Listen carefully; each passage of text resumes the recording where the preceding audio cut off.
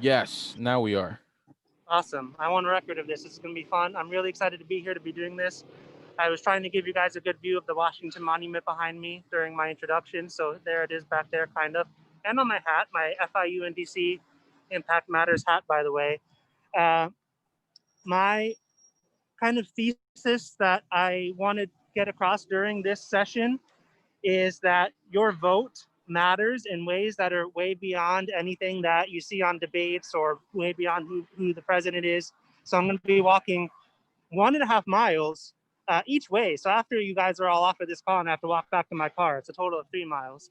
But I want to start with some federal agencies because, so for example, I'm here, making my camera turn this way. It's all practice. I'm here in front of the Federal Aviation Administration, the FAA. And now, for anyone who's ever been on a plane, I'm sure you know about some FAA rules and regulations about, not disabling the smoke detectors in the lavatories, for example. But I bet you haven't thought about the FAA in terms of our democracy and your vote. And so it's one of 3 federal agencies that I'm going to pass. So I'm going to leave it behind me here. Um, and some other things that the FAA regulates that you might not be aware of outside of airplanes are drones. If any of you have gotten into the trend of owning a drone, and then you probably are familiar with this, there's a lot of rules around how drones can be flown.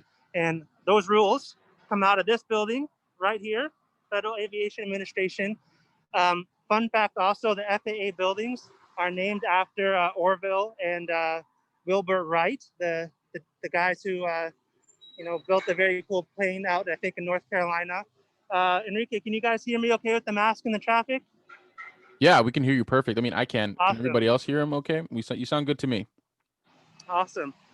Speaking of Orville and Wilbur Wright, who I'm not an aviation guy. I guess they were the first people to fly a plane. The buildings of the FAA are named after them. But right here across the street, the thing that's producing a lot of construction noise right now is the Air and Space Museum, one of the Smithsonian's. So the actual real Orville and Wilbur Wright plane, some parts of it are reconstructed, but it is the real original one. It's not totally fake. It's inside the Air and Space Museum right here across from the Federal Aviation Administration. And just to give you some perspective on the Smithsonian, if you haven't been to DC, the Smithsonian is not one museum, it is a bunch of museums. There's a really cool one right here, this round building. It's the Hirshhorn Museum. It's more of a modern art museum. By the way, I was looking up the 3 agencies that I was going to pass today, and I learned some stuff about the FAA that even I didn't know, that one of the things that they regulate is space launches. So just last Monday, FIU and DC hosted an event with some of our alumni and students working at NASA. And so I was thinking, okay, obviously, NASA is the agency that deals with space launches, but it kind of makes sense when it comes to the actual airspace of rockets being launched into space. There are Federal Aviation Administration guidelines around that. And so, what does this have to do with the election? Because obviously, when you go to vote, there are not items on the ballot about drones and space launches for the most part. But if you're not familiar with this, something to know about every single federal agency. So I'm bringing it up now because we're in front of the first one. But every federal agency I pass and every federal agency that exists, the heads of and a lot of senior level staff are what are known as political appointees.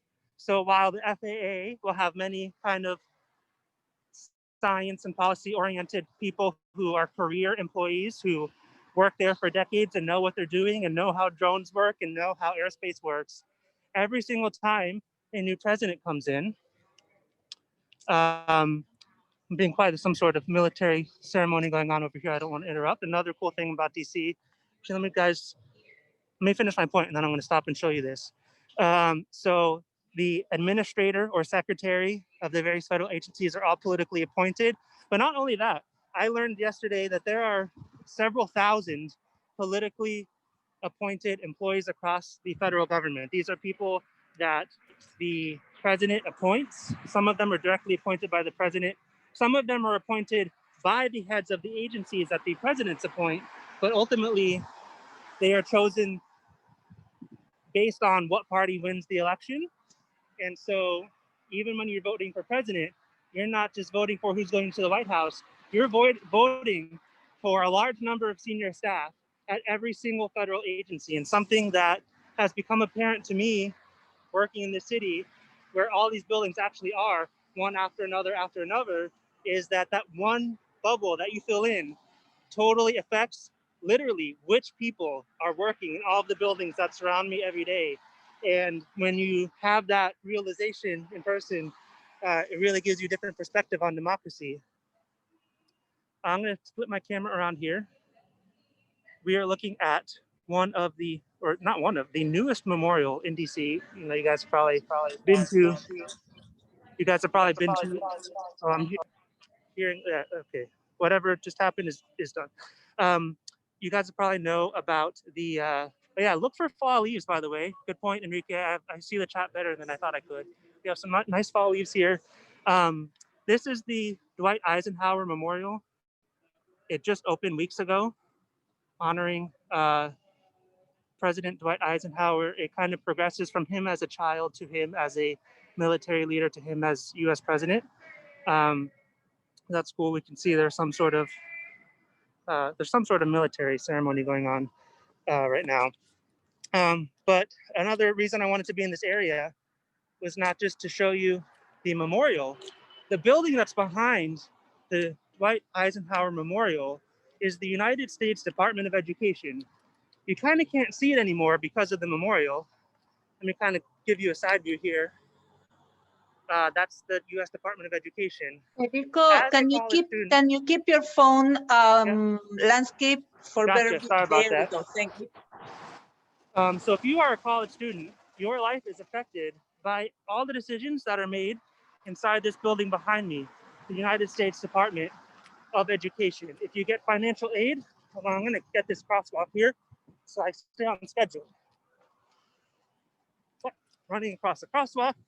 All right. So what are some things that the U.S. Department of Education affects? One, financial aid, that FAFSA form, who's eligible for financial aid, stuff like that.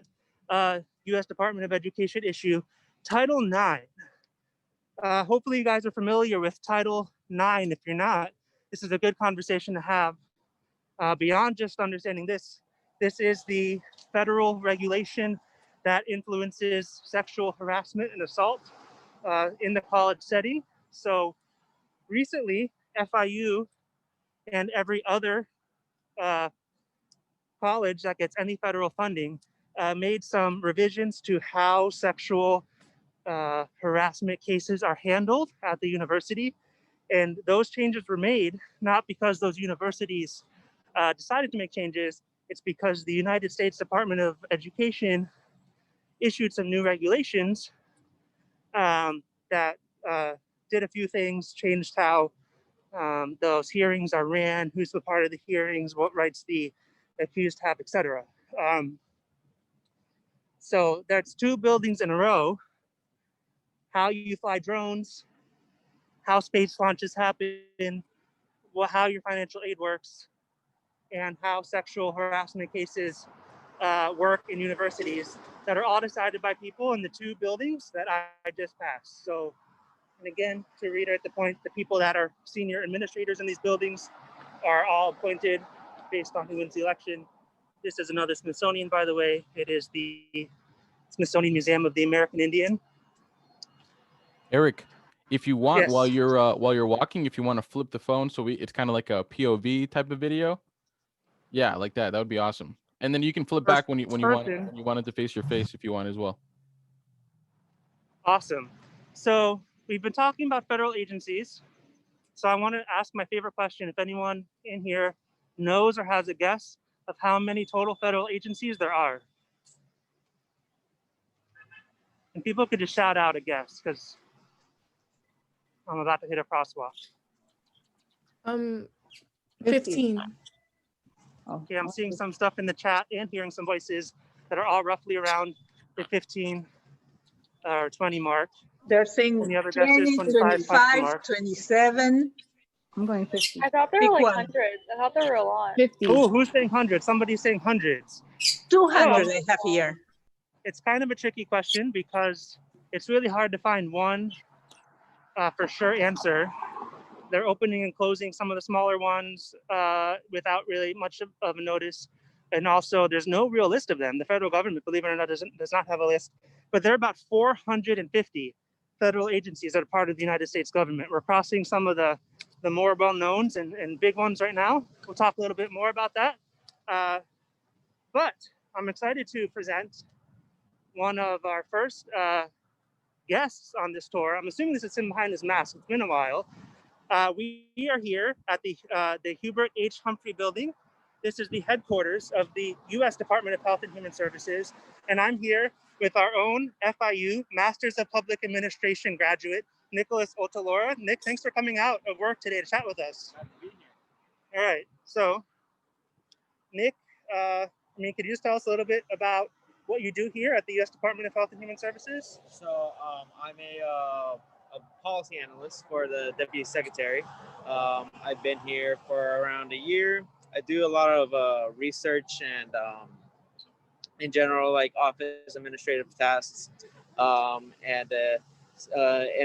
wouldn't be here without the great help of Eric here and FIU in DC. So it's been a great experience being here right now. Awesome. You got all hear Nick okay? Yeah, we can hear him. Awesome. Nick, what kind of specific policy stuff does HHS handle? Like I know telehealth, maybe some insurance stuff. What goes on here? Yeah, so I mostly focus on the Deputy Secretary's priorities. Telehealth is one of his major focuses, and rural health has also been a great area of expertise of his. We focus on a lot of general different regulatory areas, trying to reform Stark and anti-kickback and generally a lot of different stuff, considering the fact that the Deputy Secretary is pretty much the chief of operations of the department. So he's almost like a jack of all trades.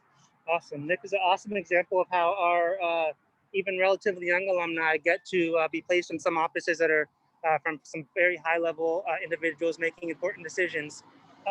Nick, we were just talking on the walk over here. We just passed FAA and Department of Education. I want the students on this call to know how elections affect not just who's elected to Congress and to the White House, but there are appointees across all these agencies. You know, we're not getting into who people should vote for or anything like that, but how does elections change what happened in this building? Would any of the people leading this place change? And just why is it important to vote kind of regardless? Yes, definitely. There will probably be some changes. Generally, the staff close to the secretary generally will probably be changed. But there are still several, but that's only a small minority. Generally, the entire office is staffed by careers that allow some continuity and some expertise to stay within the department. Generally, like elections are extremely important because it affects not only Congress or justices or the presidency. It affects every single department within the United States, and it affects every aspect of life right now. Awesome. Thank you for that, Nick. And thanks. It's great to see you in person because I haven't seen you in person in this whole year. It's great to see you out here safe and with masks. It's kind of really hot out here, and you're in a sweater. So yeah, I mean, it was cold this morning. So I mean, and it's cold inside the building. So I mean, it's generally it's not terrible. It's like no, it's not Florida hot, but it's a little close to end here. I'm gonna make it all the way to the Supreme Court and have a few other guests along the way. But I really appreciate you coming out of work here at the Hubert H. Humphrey Health and Human Services Building as a proud fellow FIU alumnus to say hi to our group of students on the call live right now. Yeah, it's great. It's great talking to you, and enjoy the rest of your day. And yeah, have fun. Awesome. Thank you so much, Nick. Thank you. Thank you. Yeah, you can keep reminding me. Sorry about that. Cool. So I bet some of you didn't even know we were going to have live special guests here on the call. Nick's not the only one. I'm about to go meet another one at this nice park right up here. I see my hands in the way. So you heard it. I kind of led the question a little bit, but I didn't give him any pre-prompting about discussing how the election affects these federal agencies that deal with very important things. To recap some of the stuff that that HHS does, making sure there's access to telehealth, rural health. The CDC is part of HHS, Centers for Disease Control and Prevention. The National Institutes of Health, where a lot of our health research is done, not in this building, that's out in Bethesda, Maryland, but reports to the headquarters of HHS right here. Eric, what are those low little white things? I think I assume this is some sort of security or measure here. I don't know exactly how they work, but we are out here on the street. HHS is, you know, the federal building might be able to prevent some cars from getting in here in some way. You will see this whole area is patrolled by the United States Capitol Police. There's an SUV right there. There's a vehicle right there. There's a Capitol Police officer in a yellow vest near where I was talking to Nick. This whole area, I think you saw the Capitol briefly. We're going to see the Capitol more now, but has this whole area has, even separate from the DC police force, the United States Capitol Police, a federal agency. So we were talking about how many federal agencies there are. We did discuss that there's over 400 of them. Some of the smaller ones that you might not have heard of and that we won't be talking about today. You know, a FIU friend of mine works for a 3-person federal agency called the U.S.-Japan Friendship Commission, focused on educational cultural exchanges with Japan. There are a lot that don't sound like federal agencies either. The United States Import-Export Bank. It's not a bank you can go get a savings account at. It's a federal agency, provides financing to American companies to help them export stuff abroad. Look, here's the United States Capitol Police officer coming by right now. So a lot of federal agencies, it's huge. All of them have political appointees. So you are deciding as a surrogate, the leaders of over 400 very important institutions when you vote. Another thing I want to talk about, we're about to reach our guest over here at some point, is whether federal agencies make laws. So we haven't gotten to Congress yet. You can kind of see Congress peeking behind this building here. The building that's hiding Congress is the United States Botanical Gardens, our kind of national garden. There's Congress. I think you guys know that Congress makes laws, but do federal agencies make laws? We just passed these 3 federal agencies. To what extent, if at all, do they make laws? Anybody know? Any thoughts there?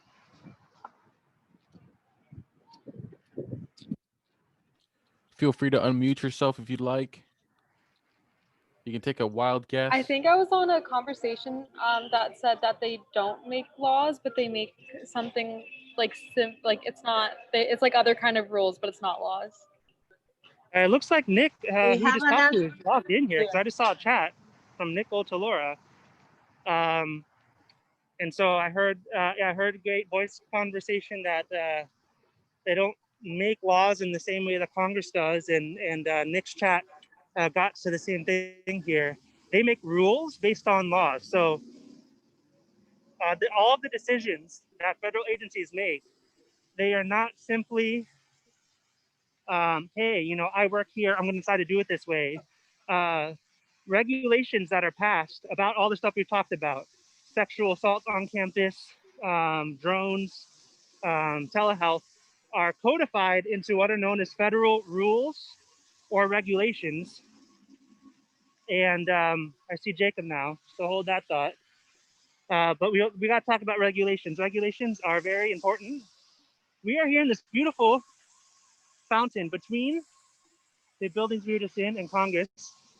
Guys, this is Jacob Bass. Jacob, thanks for coming out and joining us. Of course, no problem. All these buildings must be toasty because we just met our alumnus, Nick, who works here at the HHS. Is he right here? Building. Yeah. No kidding. Nick Otalora. You guys got to meet him one day. Nick, I think you might be on here. You got to come meet Jacob, who works for a congressman from California. He was in a sweater. You're in a sweater. It's kind of toasty out here. I know. I had no idea how you We got to find some shade for you. Just a couple of bees running around. A couple of bees. Maybe this is a little shady right here. Yeah, so Jacob is a current congressional intern. I haven't talked too much about FIU and DC yet. Enrique mentioned a little in the bio about FIU and DC. But FIU and DC, and me specifically, we're here to help students get internships in Washington, DC. Clearly, a lot of our interns are virtual right now, and we are giving them just as much love and support, but we do have a few here in person. Jacob's one of them. Jacob's cool. Of course, there's like leaf blowing on behind us now. Jacob is cool for A, because he's here in person, B, because he's a fully online student, and C, because he is interning with a member from California. Jacob, you want to tell us a little bit about what you're doing up here? Yeah, it's amazing. I'm from California, which is really neat. That's why I love FIU so much, is because their reach is far beyond Miami. So that's really amazing that I get to be involved kind of with California affairs, and also see all the stuff that's happening with FIU and all the students around here. And it's really great. I'm interning for a congressman. He's over California District 4. His name is Tom McClintock. The majority of his district covers the areas like Yosemite Valley and Lake Tahoe, and just a sliver of just the west side of Sacramento as well. So a lot of what we deal with is natural resources and water, and kind of all of the laws that go around environmental and land stewardship. So that's most of the issues that we're working on. So Jacob, as I mentioned to you, this visit is the first transition on this live Zoom call with FIU students listening to you live. That is between the executive branch, the federal agencies, we just passed 3 of them, and the legislative branch, where laws are made. So for students who don't know, we've kind of been seeing the Capitol peeking out here. I think, nice today, isn't it? yeah, beautiful, beautiful day, by the way. I'm so happy to be doing this. Nice You all know the production, Capitol. Eric. What's that? Nice production for the day. I mean. Yeah. So you guys probably know the Capitol. You know this dome. You've seen this picture. Every picture about DC has the Capitol in it. But if you guys don't know, it's not the Capitol where most of the work of the legislative branch happens. It is in these buildings that surround the Capitol on both sides. On the other side of the Capitol is the Senate buildings, where all the senators have offices. On this side is all of the House of Representatives buildings, and every single member of Congress has their own office. Jacob, can you tell us a little bit about like those offices, like how many people work in one, and what do they do? Oh my gosh, I couldn't even tell you. So there's over 400 like congressmen and congresswomen that work in these offices, and each one has anywhere from 5 to 15 staff members in them. So there's thousands of people that are normally working here. And obviously COVID has some conditions on everything, and not everyone's working in person, but normally there would be hundreds of people in your building at once, and they're coming in and out all the time. So it's a very busy place. But you 10 to 15 per elected official in that That's office. right. And not just here in the DC office, obviously back in the states, there are district offices where people staff too. But here in DC alone, 10 to 15 people working for each elected official in these offices. This is just one of them. I'll keep showing you guys more. There's a little bit more for senators. Senators are, I don't know, 20, 30, maybe. I think so. So Nick over here was just telling us how the election affects who's working in these buildings. Obviously, federal agencies have some great programs, important regulations that keep running either way, but some of the political appointed officials in these buildings will change based on the elections. How does the election affect who's working in these buildings, and why should students vote if they can? It directly affects it. Congressmen, districts and states are designed to where they directly represent specific amounts of people in that area. They're drawn for a specific population. So your congressman represents your regional needs more than federal needs. Even though it looks like, congressmen are elected and congresswomen are elected and they come up here and they fight all these big federal battles. That's what it looks like normally. But on the inside, they're really fighting for regional needs, which normally encompasses small sections of cities within your state. So who you vote for, they pull in people that are specifically skilled to fight for the needs of your region. So the people that are on their staff, the interns they select, are more often than not skilled in the things that they need to get done. So our staff it consists of people usually from California. Our chief of staff knows an incredible amount about California water legislation. So the people that you elect not only represent your needs, but they also hire people that also fight and are skilled to fight for the needs of people as well. Awesome. Jacob, you are awesome. You've been awesome. I have a lot of ground to cover to get to the Supreme Court and a little farther, and I'll let you get inside with that sweater so you can get back in the air conditioner. I really appreciate you stopping by and saying hi to this group. I appreciate it. Thank you. Thanks, Jacob. Thank you, Jacob. We say thank you. You guys having a good time so far? Let me hear some thoughts and feedback. questions if there are any. Well, I'm a Guys. staff member, but this is so cool. Guys, feel free either to say them out loud or put them in the chat. Isabella says, yes, this is awesome. Savannah says this is awesome. And while you were talking to Jacob, they were saying, let me look for them. We got some great fall leaves here. Fall leaves alert. It's autumn. Yeah, that was one of the comments about the foliage. Yeah, that's so beautiful. There's so many different colors. It's crazy. So no worries, Isabella. yeah, if people have to chat, they can chat. I like to hear people if they are able to. Two kind of like personal reflections on the city. One is that to me, it's kind of like a giant college campus. Like I worked on campus at FIU in Miami for 10 years. And if I wanted to meet different students or meet different faculty or go to different events, I would leave the building that I worked in and go walk over to a different building on campus. And each building had different expertise. You have your buildings with people with health expertise, business expertise, so on and so forth. DC is kind of like that for me, where we've been on the phone for whatever amount of time it is so far. I actually can't see the time. But it's 2:32. 2:32. I think we're. By the way, we're right about on schedule. We're right on schedule here. We've been on the phone for about 30 minutes, and I've been able to walk to different buildings around the city, meet different FIU students, working on different topical areas of expertise. Normally, under normal circumstances, there are more in-person events and lectures and panels and stuff going on. But it's kind of like a giant college campus with a lot of passionate people who are experts on a lot of topics that are working on important things and helping educate people on things. So I think that's really cool. This is the building that Jacob actually works in. This is the Rayburn House Office Building. Jacob thought, it was Jacob's idea. Jacob thought it would be lovely to show you that nice little fountain garden area. But this is one of the House office buildings. So in the Capitol over here is where the members of Congress come to vote. But it is in this set of buildings all along the street that they have their offices and their staffs. And if you have not been to any of these buildings, Jacob mentioned, with the pandemic, it's a little different. Under normal circumstances, you can walk into that office building right there, no appointment, no ID. You do have to go through metal detector, but you can go walk right into that building. They don't ask you who you're there to see, why you're there, and you can look up the office number of your elected official. You can follow the signage. Let me tell you guys, they have better signage than FIU. I get lost on campus. I've been going to FIU since 2007.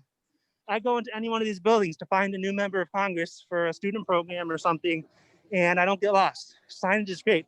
You can walk right in. Obviously, the elected official themselves might not be there or be available to see you, but there's going to be somebody like Jacob at that front desk. They can take down what your concern is. They can tell you how the office can help you. There's a lot of cynicism about Congress. And obviously, even as we're dealing with the need for more COVID relief and things like that, there are very valid reasons to be frustrated with Congress as a whole and the decisions. It comes to Congress between both houses is 535 people. It's hard. If you've been in a group project for FIU with 5 people, you know how hard it is to get 5 people to agree on something. Imagine 535. But as someone who's visited a lot of individual congressional offices with students over the past 2 years, let me tell you, all the people who work in them really care. They're really smart. They're really passionate. They moved all the way to DC from wherever they're from to make a difference. And I'm as optimistic about Congress as I've ever been. But again, the voting matters because who the elected officials are and the staff they hire, that's up to you guys. Yes, hear a question, concern? Well, Eric, while you're walking, why don't I throw one of these arguments for not voting to see what you have to say? Yeah, let's do it. So another thing that we wanted to do for everybody who's listening while Eric was walking was also go through some of the biggest arguments that students or people might have for not voting. So I saw a research study by Pew Research Center that talked about the top reasons that that people did not vote in the 2016 election. So the number one reason was, well, let's start with the number 3 reason. They didn't like the candidate, or number 1, too busy, or they had conflicting work or school schedules. That was 14% of the people that they polled, that they were too busy or they had conflicting work or school schedules to vote. Okay, so that's a really important one because access to voting is a really big deal to me.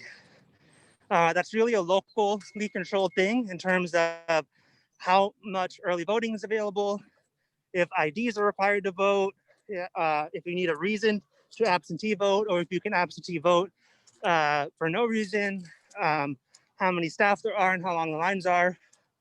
I completely and 100% do think that subtle forms of voter oppression occur, in parts of the country where there are not enough voting places, etc. But writ large, around the country, I think this is true in South Florida, there's a lot of early voting now. You have a few weeks to vote. There are a lot of opportunities to vote by mail. Even if you are concerned about voting by mail for what are possibly valid reasons right now, you can drop off your vote by mail ballot in person. So there's a lot of time to do it, and there are a lot of ways to do it. So without discounting some challenges people do have to voting, for most people, that's probably not an incredibly realistic excuse, in my opinion. If get my finger out of the way of some fantastic views of the Capitol right here, right up against it. Wow, beautiful. Fantastic. Oh my God. I've never been to DC, and I've always wanted to see it, and this is so cool. Yeah, no, and that's what students are saying, Eric, that they feel like they're there. Awesome, I love this. This is one of the funnest things I've ever done. This cool building across the street from it is the Library of Congress. It's actually one of 3 buildings of the Library of Congress. Beautiful building, important building as well. All right, so hopefully that was a convincing refutation to reason number 1. I know you guys like me doing it this way. I'm gonna let you guys get a Capitol view while I keep walking. Awesome, looks great. So, Eric, I have a botanical question. okay, I might not be able to answer that, but we'll give it a shot. I know. I mean, we know that in April, more or less, it's all bloom. The cherries are all bloomed Yeah. with cherry blossoms. Can you point to which are the cherry trees? Any idea? No, Like, which are but the also they're spots? not really around here. No. The cherry blossoms are in the tidal basin area, kind of across from the Jefferson Monument area. Oh, I thought they were all around the I mean, monuments, the they're all, Capitol, everything. yeah, I mean, they're all around the city, but really the concentration of them is kind of in the tidal basin area by the Jefferson Memorial. That's where it gets overrun by tourists for cherry blossom season. I don't think there's as many like large concentration, like people are not crowding around the Capitol for cherry blossoms. We should do another one when they're in bloom. Yeah, for sure. Yeah. They had to close a lot of the streets around them this year because of COVID, because people were gathering in far too great numbers. Yeah. All right, so I want to talk about something really important while we have the time, and that is DC beyond these federal buildings. Something very interesting about DC is that obviously it's the seat of our federal government. That's what I'm here to demonstrate today. But it is also a city of hundreds of thousands of people who have nothing to do with the federal government, who just happen to live here in this amazing, beautiful city, 60 square mile city. And it's kind of a great irony to the fact that this is the center of our democracy, but the people who live in the city have no voting congressperson. There's a non-voting delegate to the U.S. House of Representatives, Eleanor Holmes Norton, who can speak in Congress but cannot vote. So let's talk about why this is the capital for a little bit. DC was not the only place that the United States Congress ever met. Before this was the capital, and the very, very early stages of our country would meet in New York, Philadelphia, etc. When the Constitution was drafted in the late 1700s, it was added that the federal government could identify any like 100 square mile part of land and turn it into the nation's capital. It did not say where that had to be. It did not say that it's here in the mid-Atlantic region between Virginia and Maryland. It could be anywhere. So there were political fights over where the capital should be. For the Hamilton fans out there, I think this is what I have. I think that, well, we got to take this view. Whew, guys, check that out. That's Oh awesome. my God. Look at the.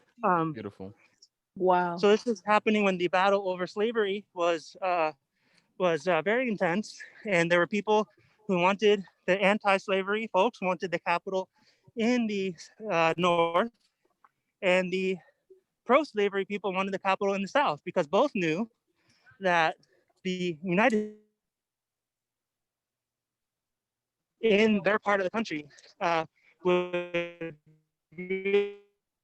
really give credence to what they were. You can Google this, the Compromise of 1790. They I think this is what the song "The Room Where It Happens" is about in Hamilton. A compromise was made. Alexander Hamilton was involved to put the United States Capitol in the slaveholding South. I didn't really, before moving here, think about DC as the South. I mean, I moved 1,000 miles north from Miami, but in terms of North-South Civil War type stuff, this is the slaveholding South. And basically, Alexander Hamilton wanted the federal government to be stronger.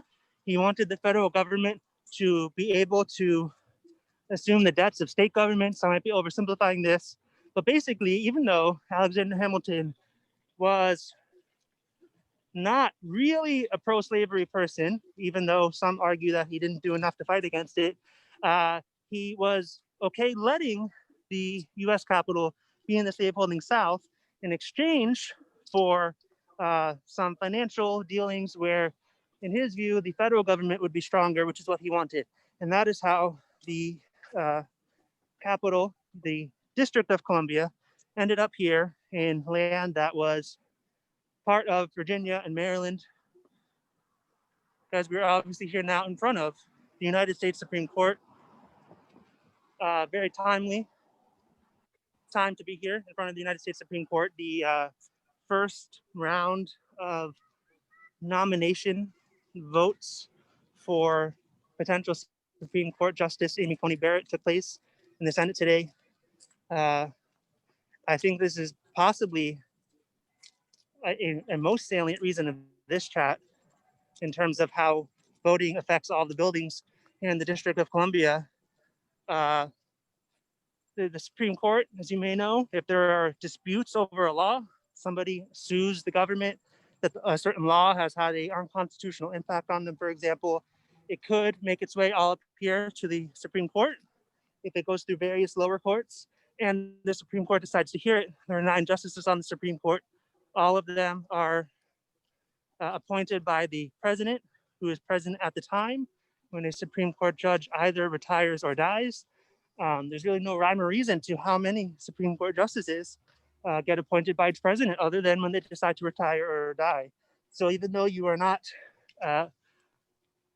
directly voting for U.S. justices or the cases that they may decide, that one same circle that you fill out on that ballot for president impacts the walk this way. It impacts the top level administrators of these different federal agencies. It also impacts who gets nominated to this most important judicial body right here. Another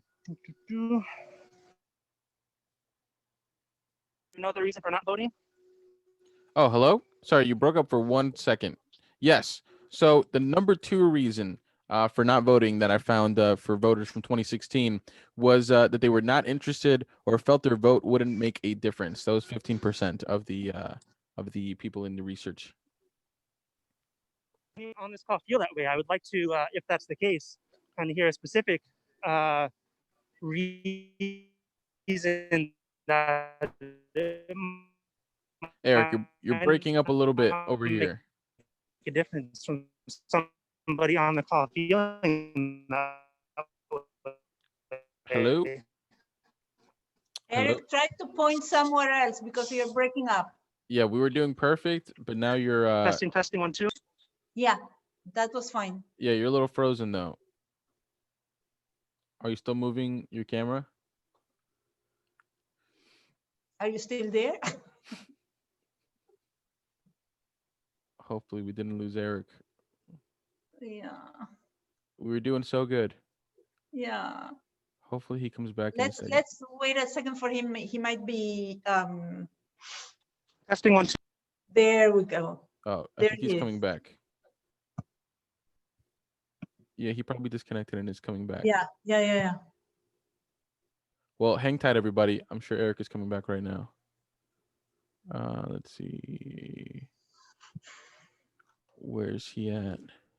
Guys, if you have any questions of anything, he might not know, like the cherry blossoms that I put him in the spot, but but still, or comments or whatever. I think you left the chat. Well, if anything, I can give you all a tour of my office for the remainder of this. No, let's be a little patient. He's gonna come back. Yeah, no, I'm just kidding.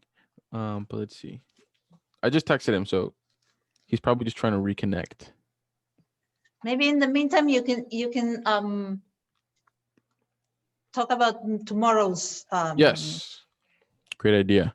So we have one more, well, two more things happening while we wait for Eric. So tomorrow we have our hold on one second. Tomorrow we have our advocacy workshop. So if you want to do a little bit more than just voting, or if you can't vote and you're wondering how you can make a difference in this election, tomorrow we're going to be talking with Liv, or Let Your Voices Echo, about advocacy and how you can make a difference outside of just voting. So going beyond the vote. And then it leads up perfectly on Saturday. So if you're looking for a way to get involved and you're like, oh, I don't really know, what to do, where to volunteer, there's so many different options, or you've been a little hesitant. Oh, wait, Eric's calling me. Hold on. I'll leave and come back, he said.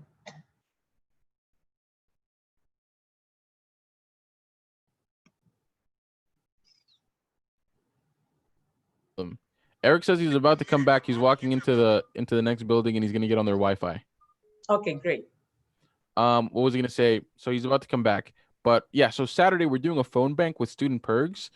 They're a nonpartisan group that helps students get involved with voting and make a plan to vote and vote early. And this Saturday is National Vote Early Day. So if you want a phone bank, you're going to be calling students from across Florida to basically just tell them to vote early, ask them if they made a plan, and it's going to be a lot of fun. You'll be able to meet other people, make some friends, and they're going to have training at the top of every hour for it. So you're not going to go in there blind. And you can register. I just sent out an email, but also if you go to hon.fiu.edu there he is. Yeah. hon.fiu.edu. Yeah, go just check out the email. I just sent it to everybody. Yeah, let me spotlight your video, Eric. Hold on. Oh, you can spotlight more than 2 people? Since when? Let me remove my spotlight. There you go, Eric. Okay, now we can see you. All right, so okay, do landscape and we're ready to go. All right, so I'm behind the Supreme Court. We were just talking about how your vote on the presidential election influences who's nominated here to the Supreme Court at any given time. Enrique had asked me, had said, I wanted to know if anyone here on the event felt that way and why. You'll have to repeat that last thing, Enrico. Did anyone on this call feel that their vote doesn't make a difference? Oh. And if you do feel that way, like, be honest about it. I want to know so we could talk about it. Already voted, says Leah Annalcine. Cool. Well, hopefully, maybe people would have felt that way at the start of the call. Hopefully, after almost an hour together, people do feel like their vote counts for a variety of reasons. But I think hopefully I demonstrated why it does. And also, look, I mean, not voting is just not better. Like, you don't have to be in love with all of your choices any given election. But you're going to be in a better situation having the person you want. All right, because the government can still do what it wants. So it's basically true that kind of in between elections, the government can still do what it wants. But I think the point that I've hoped to have made over this hour is that your vote, even if it's just one vote for a president and one vote for your congressperson, really ends up filling the government across an entire 60-mile city worth of federal buildings with people that are going to make decisions that might be different than the ones they would have wanted to make if you had voted the other way or not voted at all. Also, in between elections, I walked past our congressional buildings. We saw people like Jacob who work in there.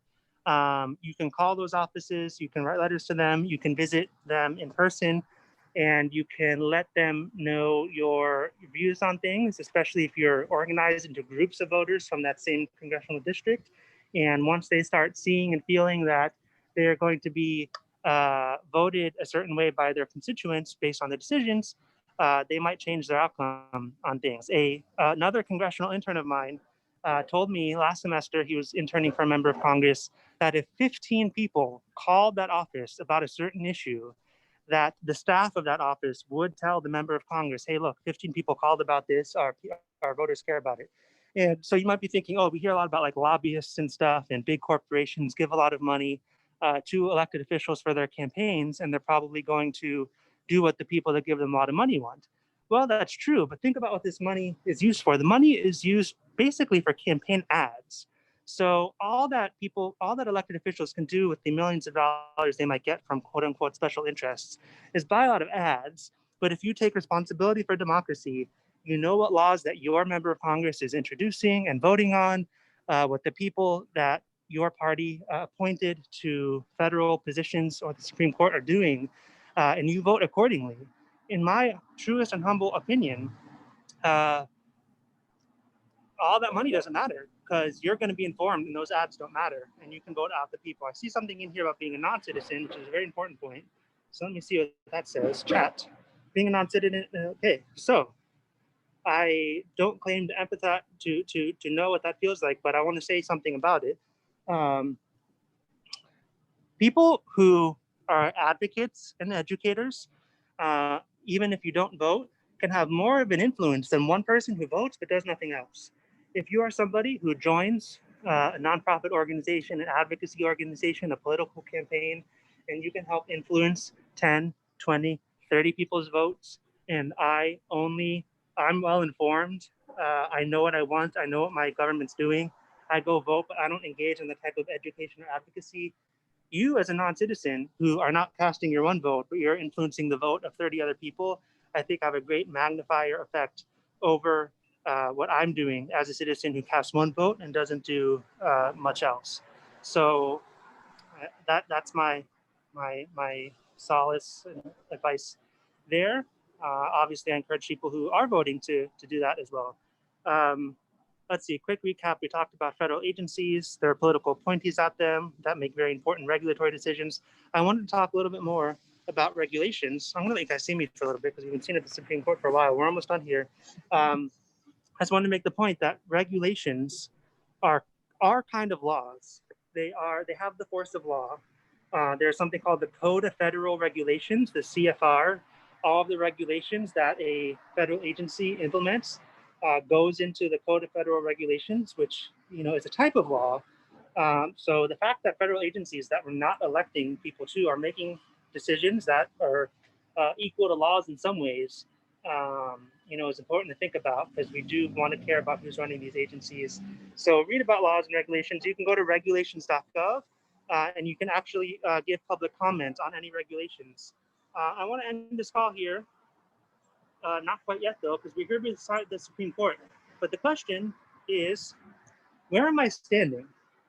What is this house-looking building that I am standing on? This is a very cool building. This is the Florida House on Capitol Hill. We are Floridians. we have this amazing embassy to our culture and our state here, right behind the Supreme Court. And look at this. Can I zoom in here? Do you guys see the FIU decal on this car out here? I'm gonna knock on the door, see what happens. Ring the doorbell rather. Of the Florida House on Capitol Hill, a great nonprofit partner to FIU and DC. We've hosted many cool events here. They've co-partnered on events from us. They've hosted our FIU interns. We have one of our Hamilton scholars, and I should mention that the Hamilton Scholars application at hamilton.fiu.edu, that is FIU and DC's premier student development internship program. They are hosting one of our interns right now virtually, Noah, who's working here for the Florida House. And I'm walking this beautiful building. Hey. Hi. I'm here with, let's check the participant count in the last couple minutes of our call. There are 28 FIU students on this call right now back in Miami watching. We just passed a bunch of federal agencies, Congress, and Supreme Court, and now we're here at Florida House. Awesome. Well, welcome. This is our main level. Has lots of history. You want to introduce yourself really quick? Yeah, I'm Olivia. I'm Hi, an Olivia. intern here for fundraising and marketing with Florida House. Awesome. Yeah. So this is our beautiful, a lot of events happen here. FIU has hosted a bunch of events here. We've had our interns over the summer meet with President Rosenberger. We've held panel discussions as part of our flying series here. Beautiful spot. Got to see the view out the window, right? Yeah, of course. Would you like to see us upstairs? Yeah, let's do that. Let's go upstairs at this beautiful embassy to our state here in Washington, D.C.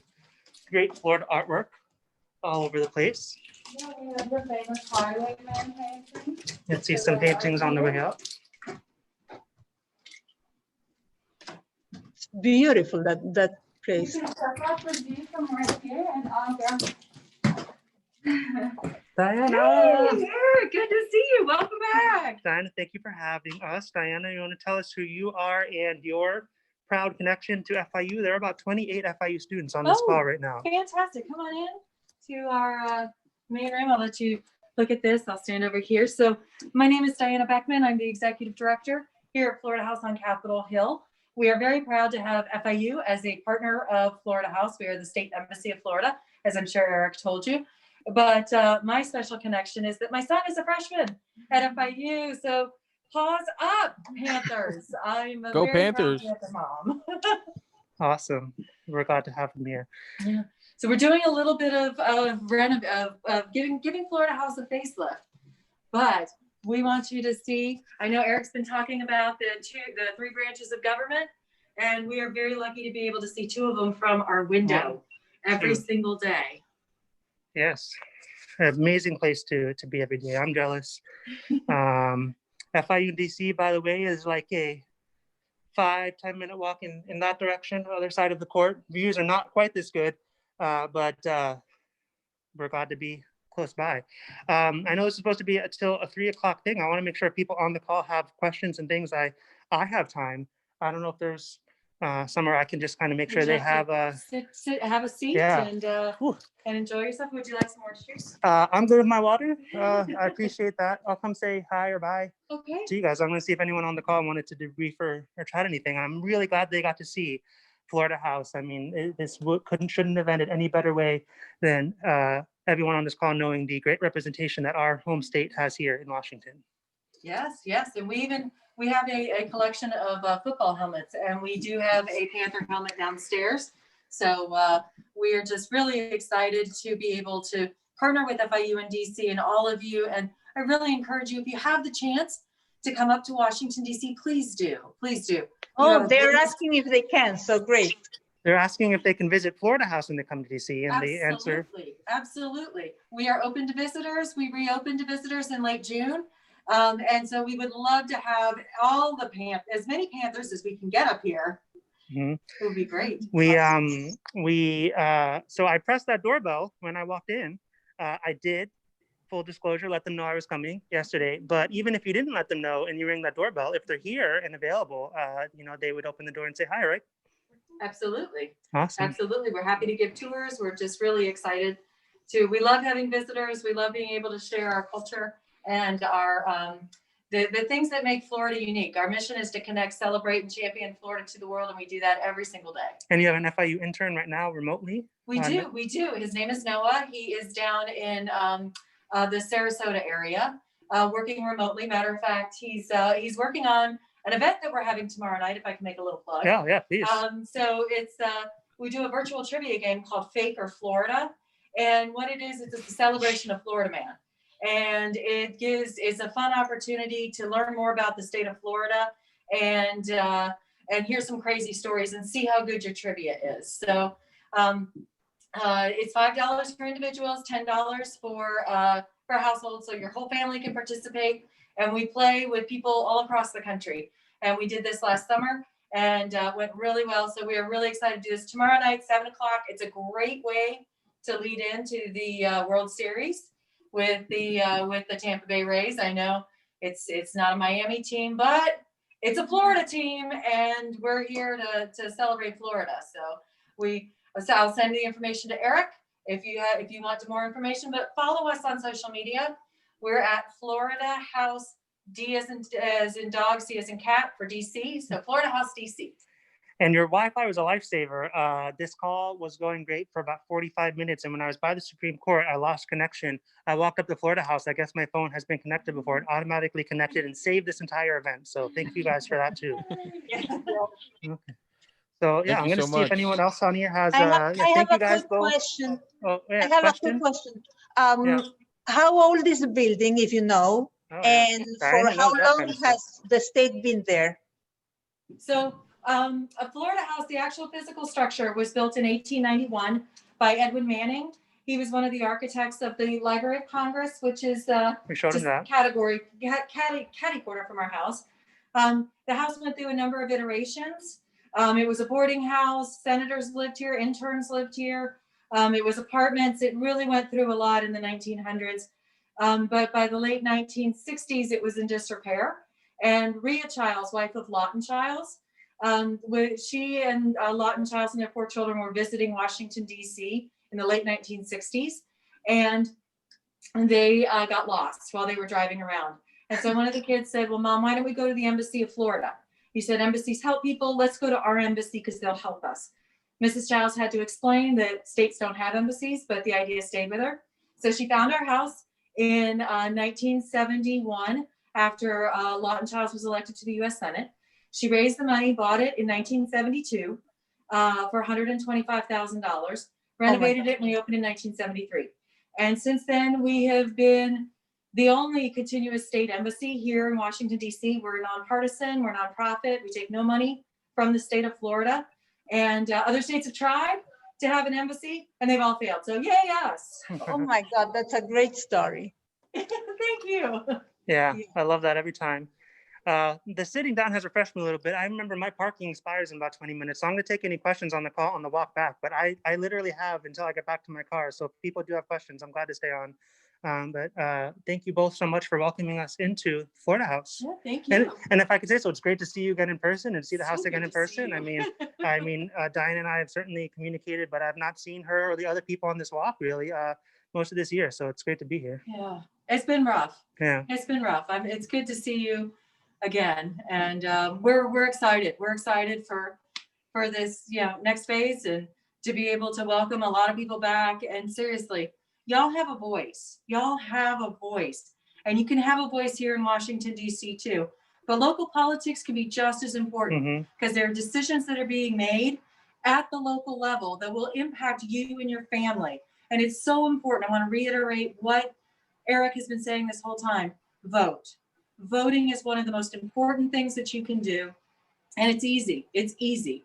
So please get involved with the issues, understand what we're facing and who's going to represent you up here in Washington, D.C. We have a fantastic congressional delegation of 27 members of the House and 2 senators, and they are all excited about representing their districts, but also being Floridians. And we are proud to be able to work with all of them across the spectrum. But again, voting is one of the most important things that you can do. And I know that Eric has been talking about this, and I just want to bang that drum again. Thank you so much for coming here. Pause up, Panthers. Y'all can do this. Keep pushing through. I know it's hard with virtual learning, but y'all are doing a great job. You're doing a great job. Thanks, Diana. I did not tell her Thank to you say that so about voting, so much. thank you for reaffirming that point. Yeah. Awesome. All right, Let's I'll head have down. Olivia. Well, that's a cool Thank you. orange mask, by the way. Check out. I didn't see. Bye, Notice that guys. was Stay orange. safe. Awesome. All right, Thank I'll have you. Olivia come on downstairs with you, Eric. But good to see you. Good my to see friend. you, Dan. Thank you. Love this house. Oh, Yeah, it's lovely. Lovely, lovely. It's so nice to know that it's our states and a great partner of FIU's and in such a cool location. yeah, no, couldn't be Olivia, more. thank you. Yeah, It was a pleasure. It was a pleasure to meet you. Good luck. Have a wonderful day. You too. Oh, sorry. Bye. Bye-bye. All right. I think Enrique has one more reason to not vote, but does Yes. anyone have any questions about anything that I've said? Does anyone have any comments? Does there anyone have anything? Drop up if you have to, but I'm walking back to my car, so anyone who can stay, I'm around. We are 25 still, so people are not leaving. Go ahead. Any questions, anybody? You can unmute yourself. You Awesome. can put Any it questions? in the chat if you'd like as well. About anything we've talked about so far? No, not yet. Not yet. Eric, are all those buildings, those public buildings open to the public right now, or what are they doing about COVID? Which buildings? The public buildings, if you want to visit the Oh, Congress, like your, let's say. yeah. So right now, the Oh, Eric, your finger's on Congress- top of the You camera. have your fingers on the There you go. there. right now all the congressional buildings are only open to staff.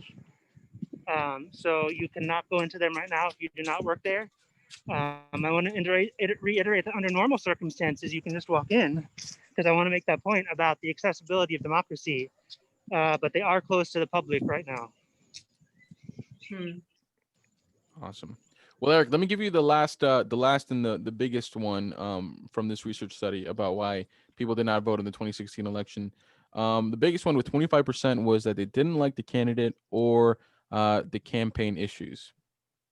Yeah, well, campaign issues first. I mean, I have a hard time identifying with not caring about any campaign issues because there are normally a lot of them, and there are normally ones that affect a lot of people. So I know that there could be issues that you care about that should be more prominent, and that's a valid reason.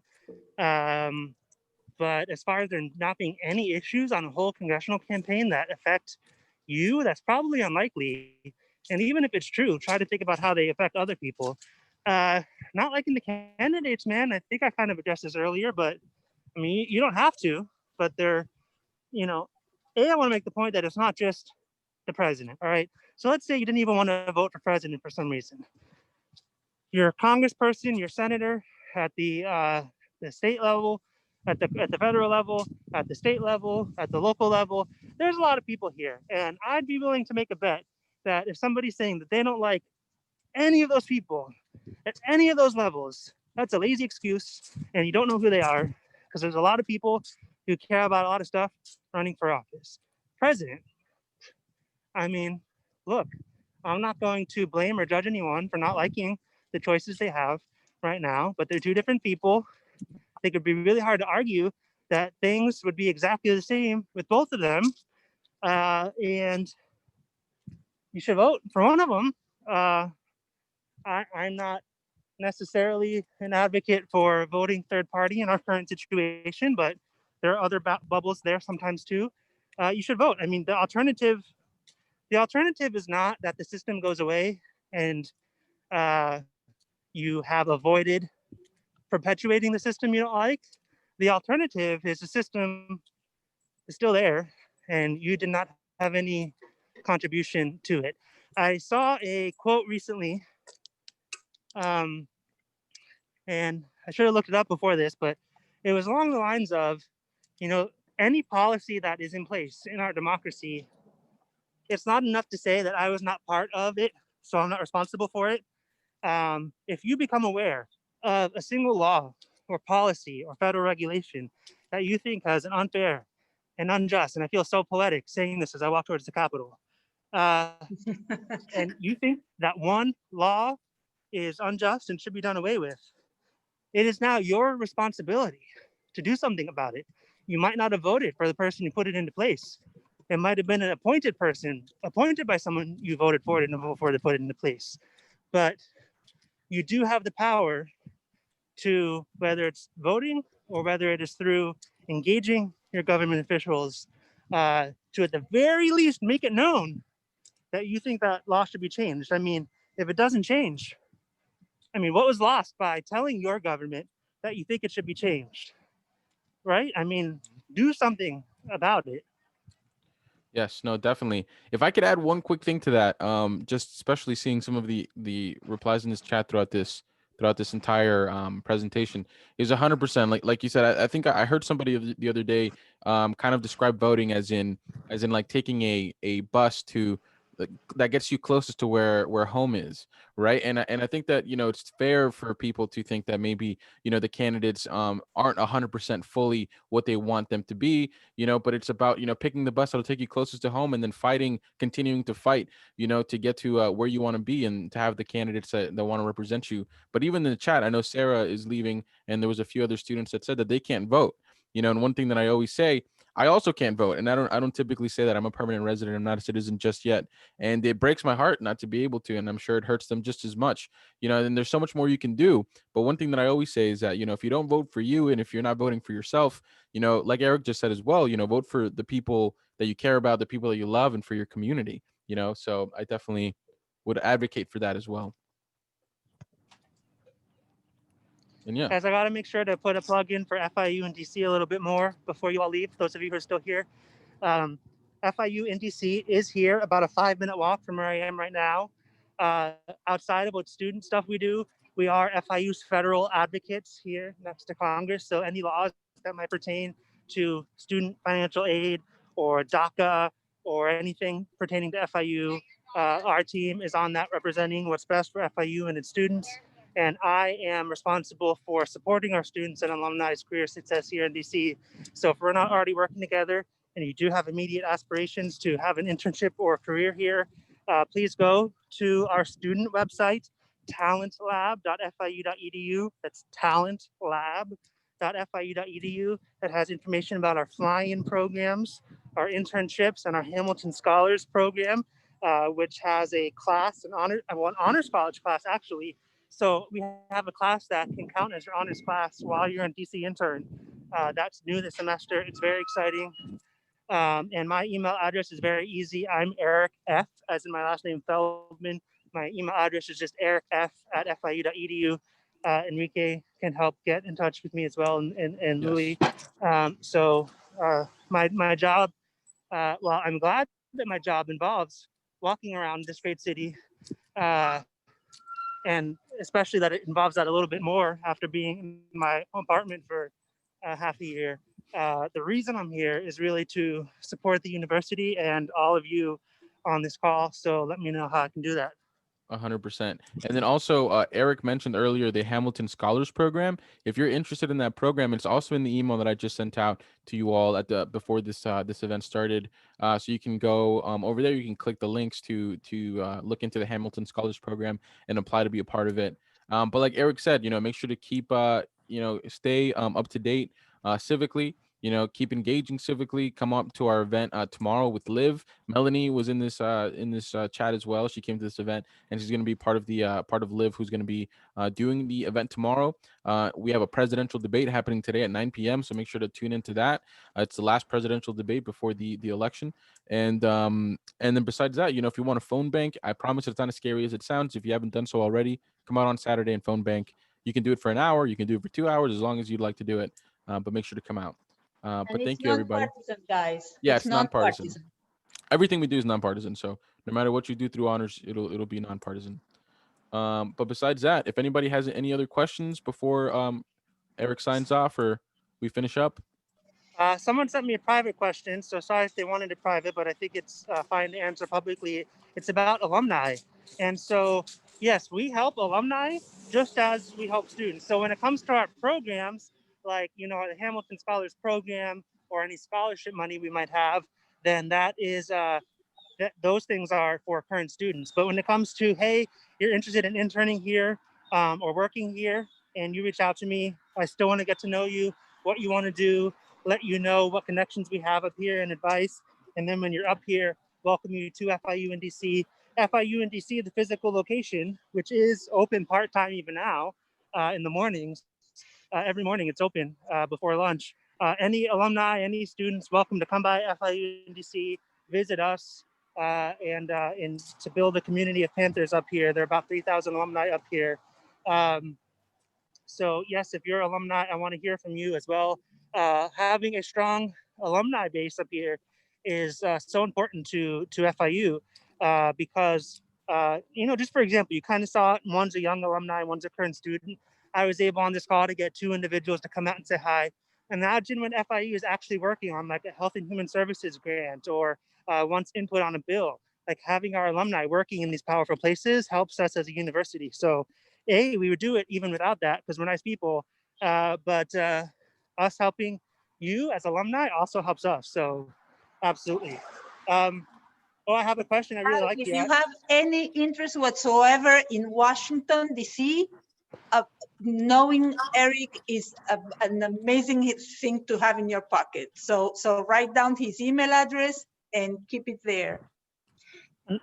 Another private question came in I really like. I don't know why they keep coming to me privately, but I'm very fascinated by this question. Somebody asked me, what do I think is the most powerful branch of government? I'm not a political scientist, so I'm sure a lot of people would have arguments about my answer to this. Well, I'll tell you what I wish was the most powerful branch of government or want to be, and that's these guys right here, the Congress, the legislative branch. And the reason for that is because these are the people that we have directly elected. I hope I've made the case that even in the federal agencies, our votes influence who runs them, but we're not really voting for those people directly.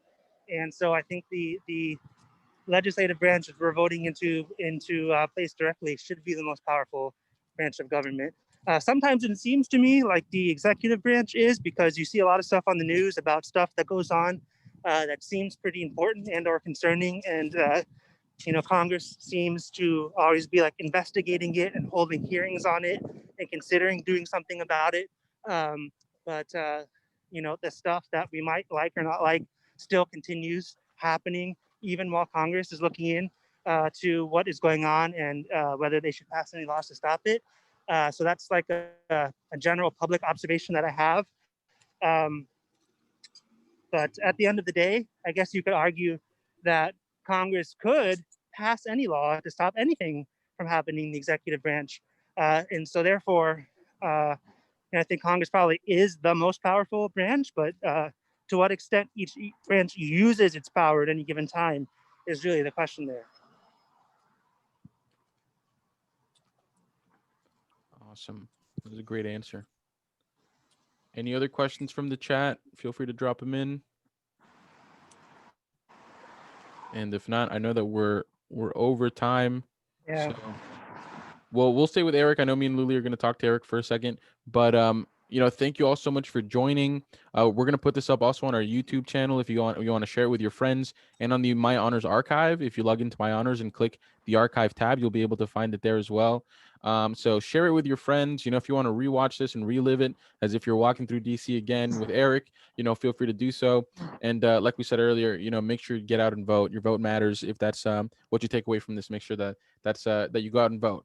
Okay, but thank you so much, Eric, for being so open to doing a 3-mile walk with us today. You're incredible, and thank you so much, everybody, for joining. Okay, so thank you so much, and make sure to watch this later if you'd like. Okay, on YouTube and on the My Honors archive. But be safe, everybody. Hopefully nobody got motion sick. No, but I'm worried about your breath. Yeah. I'm okay.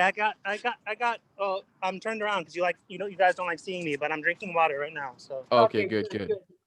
I would have taken that orange juice at the Florida house. And I'm not really an orange juice guy, believe it or not, for flirting. Oh man, so. I love orange juice. I remember when we used to do Panther camp, we used to drive by the orange groves, like by Lake Placid. Well, another fun fact is that every single House of Representatives member from Florida, their office has a fully stocked Tropicana fridge of orange juice in their office as well. Wow, that's awesome. That is an example of soft lobbying by the citrus industry. The members have told us they don't ask for that. Any new member gets elected from Florida, someone from Tropicana just shows up with some orange juice, and maybe that's supposed to soften attempts to regulate big citrus. I don't know, but they're there. Big citrus. Such a beautiful city. It is. It is a great city. Okay. Well, I think some students are staying on. I'm not sure Yeah. if they have more questions, or they might just be wanting to watch Eric walk back Yeah. to the car. Fine by Just me. I'm like enjoying the 2 views. buildings away from my Okay, car. you're close. Yeah.